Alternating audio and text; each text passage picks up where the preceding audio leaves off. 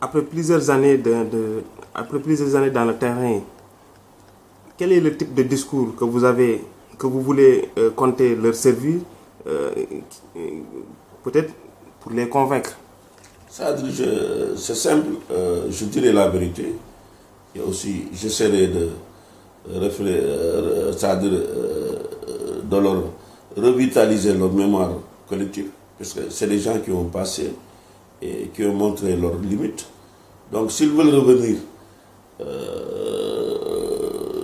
en ce moment-là, le peuple sénégalais savent que ces gens-là n'arriveront jamais à développer ce pays, puisqu'ils ont montré donc c'est un discours de vérité. Je ne manquerai pas à le faire. Et puis aussi, ce qu'on constate, c'est des gens, les colonisateurs sont partis, mais dès arrivés au pouvoir, ils se mettent comme des gens, comme des nouveaux colonisateurs. Ils ne respectent jamais les engagements qu'ils ont pris avec le peuple. C'est-à-dire, ils essaient de se tenir comme des gens qui ont des hors-la-loi ou des gens qui ont une supériorité. C'est-à-dire qui leur donne la possibilité de faire ce qu'ils veulent. Donc, c'est des gens qui, un discours de vérité, peuvent les gommer et te donner une chance de gagner.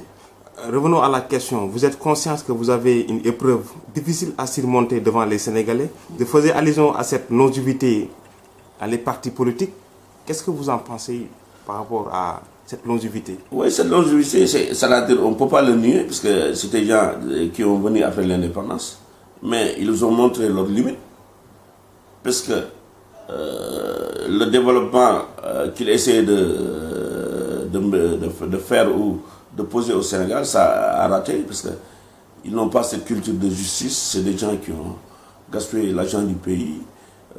Donc, on a obligé, c'est-à-dire, en se succédant, tous ont montré que c'est des gens qui n'ont pas une culture de justice. Donc, je suis obligé, en créant ce parti, de faire revitaliser ou d'informer les Sénégalais pourquoi ces gens n'ont pas réussi, parce qu'ils ne connaissent pas la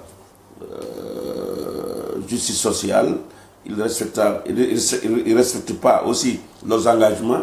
Aussi, il y a l'exclusion, parce qu'on ne peut pas développer un pays en le divisant. Donc, j'essaierai toutes ces vérités de le dire et de le vivre avec, et de travailler nuit et jour pour arriver à ce que j'inspire. Maintenant, parlons programme. Quels sont les actes politiques que vous allez proposer aux Sénégalais? Je faisais allusion au voyage tout récemment au Maroc. Quels sont les axes politiques que vous allez proposer aux Sénégalais? Oui, c'est-à-dire, je leur montrerai que pour se développer, il faut un développement global, non pas un développement divisé ou basé sur des plans quinquennaux. Ça, c'est le premier acte. Deuxième acte, d'essayer de faire des relations internationales, des gens qui nous ont précédés et qui connaissent le terrain, de collaborer avec eux.